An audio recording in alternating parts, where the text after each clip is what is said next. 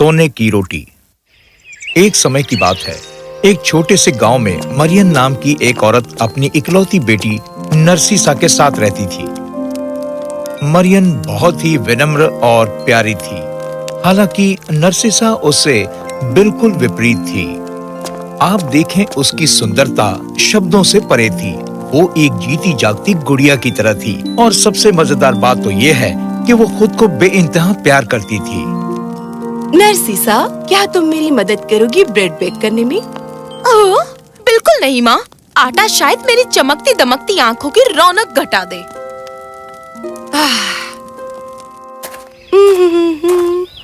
नरसिसा, क्या तुम मेरी मदद करोगी इन बीजों को बोने में? क्या? भला मैं ऐसा क्यों करूँगी? क्या हो यदि मेरी सुंदर उंगलियों पर वो धूल जम जाए और मेरे चेहरे पर लग गई तो बहुत बुरा होगा। खैर, यही समस्या थी नरसिसा में।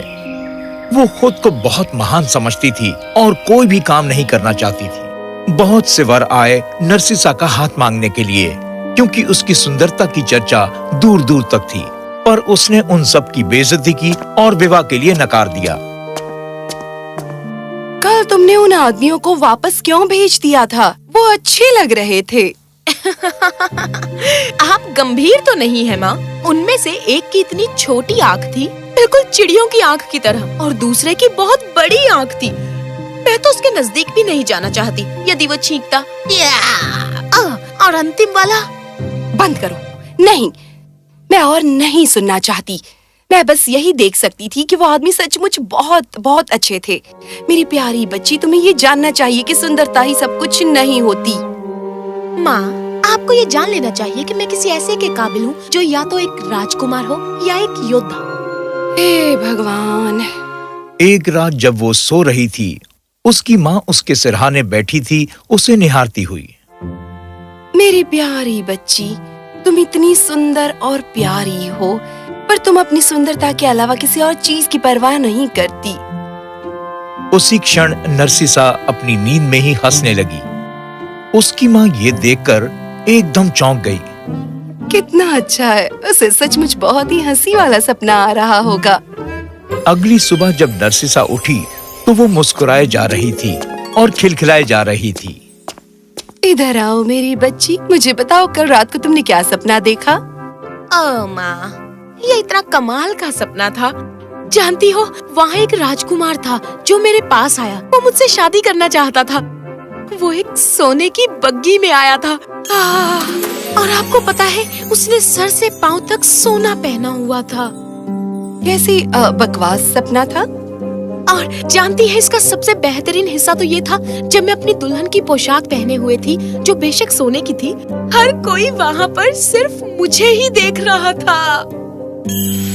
नरसिसा, इस सपने के बारे में कमाल का कुछ भी नहीं है। ये एक बहुत ही अभिमान से भरा सपना था। ओह माँ, आपको पता है कि आप क्या कह रही हैं? इस सपने ने मुझे महसूस कराया है कि मुझे बहुत ही बढ़िया खाना चाहिए, ना कि ये खाना जो मैं यहाँ खाती हूँ घर पर। रोटी सोने से बनी हुई। आप बस जरा इस बारे में सोचिए तो। बेचारी नरसिसा की माँ अपनी बेटी के बारे में इतनी चिंतित थी कि वो कैसे अपना जीवन बिताएगी। उसी दिन दो दोस्त नरसिसा की माँ से मिलने आए। उनका नाम था मेली और टेरी। वो तीनों बहुत अरसे से एक दूसरे के दोस्त थे, पर टेरी और मेली का एक रहस्य था। वो दोनों जादुई प्राणी थे और ये कुछ ऐसा था कि नरसिसा की माँ इसके बारे में कुछ नहीं जानती थी। टेरी मेली, ओह, तुम्हें देखकर कितना अच्छा लग रहा है। बहुत अरसा हो गया है ना? बहुत अरसा। तुम कैसी हो? मैं तो बहुत अच्छी हूँ, पर मैं बेहतर हो सकती थी यदि क्या? यदि मेरी बेटी नरसिसा थोड़ी और समझदारी भरी बातें कर सकती तो। मरियम ने टेरी और मेली को नरसिसा के बारे में सब कुछ बताया और ये भी बताया कि वो कैसे उसके लिए चिंतित थी। वो सोने से बनी ब्रेड खाना चाहती थी। अब बताओ मैं क्या करूँ उसका? खैर, अगर उसका सपना सच हो जाए तो? हाँ, ये बहुत अद्भुत रहेगा। खैर, कोई बात नहीं। मेरा ख्याल है समय के साथ साथ वो भी सीखने लगेगी। चलो अब किसी और विषय पर बात करते हैं। बाद में मेली और टेरी ने अपनी सहेली को अलविदा कहा और चली गईं, बहुत ही रहस्यमयी मुस्कान लेकर। उस रात दोनों माँ बेटी ने सोने की तैयारी की। माँ, मैं सचमुच उम्मीद करती हूँ कि मेरा सपना सच हो जाए, पता है। ओह नरसिसा। अगले दिन जब नरसिसा और उसकी माँ बगीचे में टहल रही थी, एक बहुत ही सुंदर सोने की बग्गी उनकी तरफ बढ़ती हुई आई।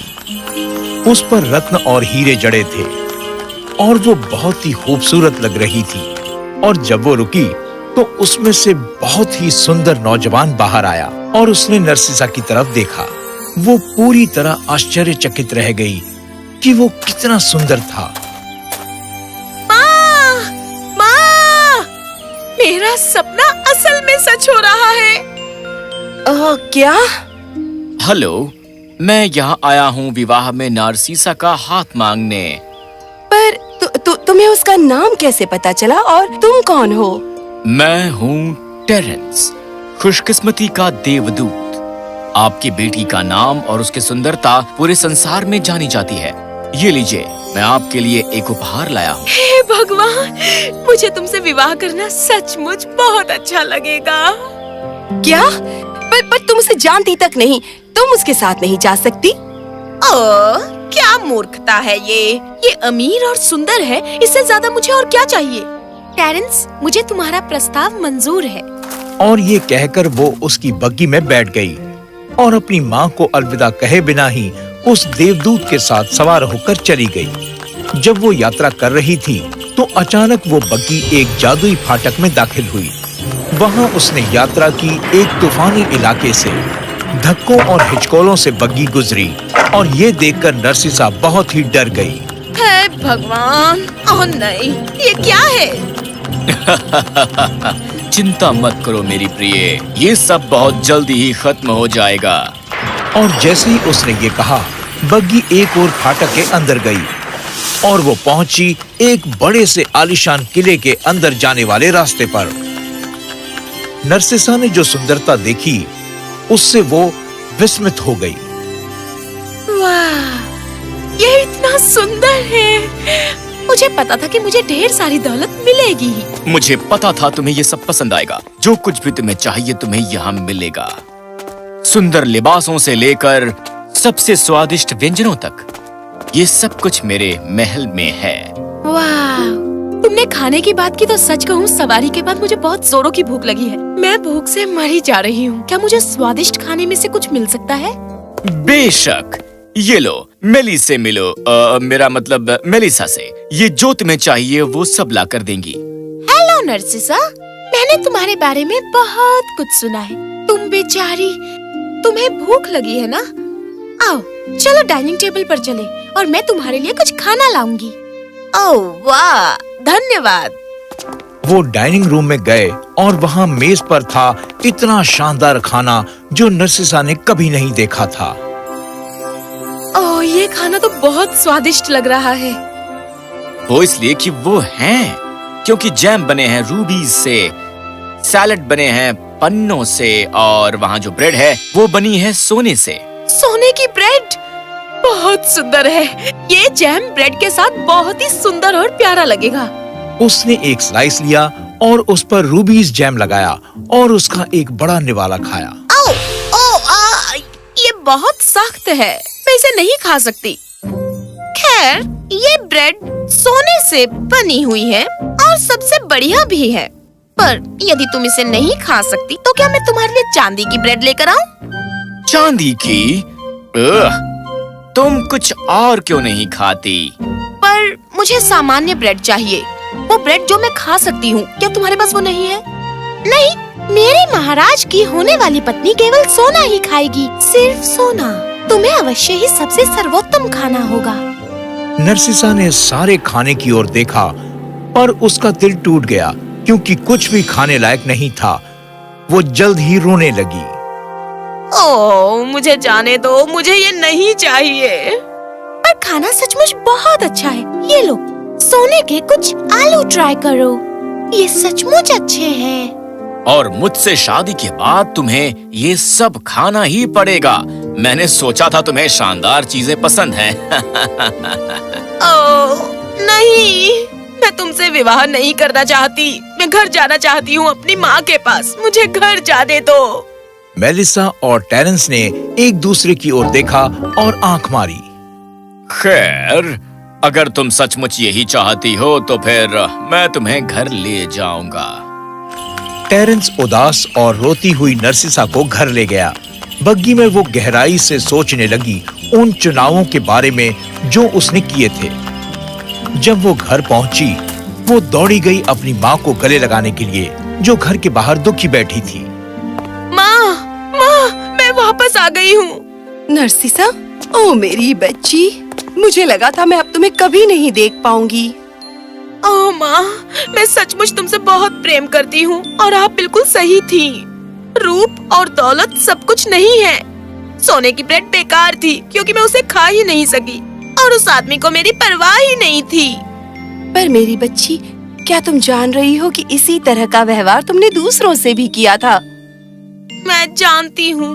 मुझे बहुत अफसोस है अपने व्यवहार पर माँ।